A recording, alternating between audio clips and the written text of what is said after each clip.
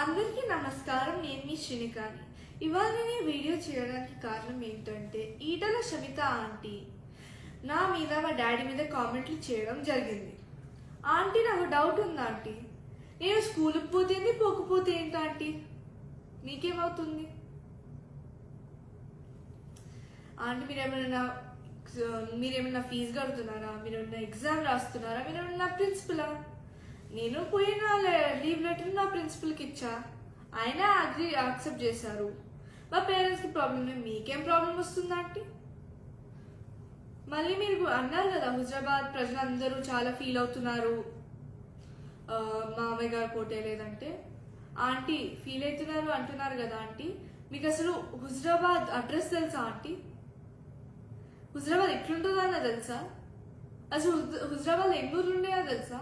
సరే అవన్నీ తీసి పక్కన పెట్టండి. హుజరాబాద్ బార్డర్ ఉన్న మీరు టచ్ చేసిండ్రా ఆంటీ?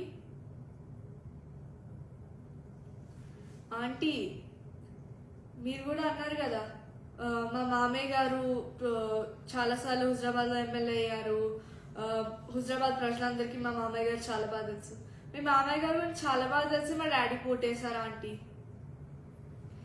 ఆంటీ అలానే హుజరాబాద్ అనేది నా ఊరు, మా నాని మా అమ్మమ్మ మా ముత్తాతలు తాతలు అందరు ఉండే ఊరు అదే. అక్కడ ఉండే ప్రతి ఒక్క మనిషి నా నా ఫ్యామిలీ మెంబర్ లాగా. వాళ్ళే నా బలం, వాళ్ళే మమ్మల్ని కాపాడుతారు. ఆంటీ మీరు హుజరాబాద్ ఓడిపోతే పోయి గజ్వేల్ చేస్తారు, గజ్వేల్ ఓడిపోతే ఇప్పుడు మల్కాజిగిరిలో చేస్తున్నారు. ఏంటంటే జంపింగ్ జాక్ ప్రాసెస్ మేమైతే ఎప్పుడు చేయలేదు. మీ జంపింగ్ జాక్ ప్రాసెస్ నాకు అర్థం కావట్లేదు. మీరు అంత పవర్ లేకుండా ఉండలేకపోతున్నారా? సో ఎందుకంటే మీకు ఈ పవర్ 5 years ఉండలేకపోతుండగలుగుతున్నారంటే, ఓ మీరు ఇల్లీగల్గా తీసుకున్న ల్యాండ్స్ని కాపాడుకోవడానిక, మీరు ప్రజలకి వెళ్ళి దొంగతనం చేసిన ల్యాండ్స్ కాపాడుకోవడానిక, లేదంటే మీరు దేవుని దగ్గరికి వెళ్ళి దొంగతనం చేసిన ల్యాండ్స్ కాపాడుకోవడానిక? మీరు అన్నారు కదా ఆంటీ మేము సంపుకుంటారా సాదుకుంటారా అని లైన్స్ వాడుకుంటూ క్యాంపెయిన్ చేయలేదని. మీకు గుర్తుందో లేదో ఆంటీ, కానీ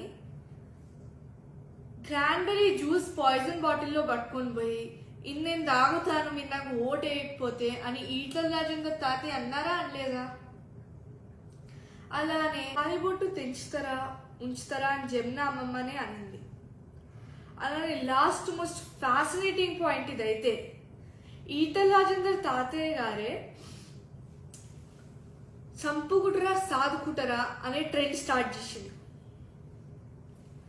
ఆంటీ నేను ఎలక్షన్స్లో తిరిగింది మా డాడీ ఎంత మంచివాడో ఎంత గొప్పవాడో అని చెప్పడానికి, అభివృద్ధి ఎంత మంచిగా చేస్తారో చెప్పడానికి.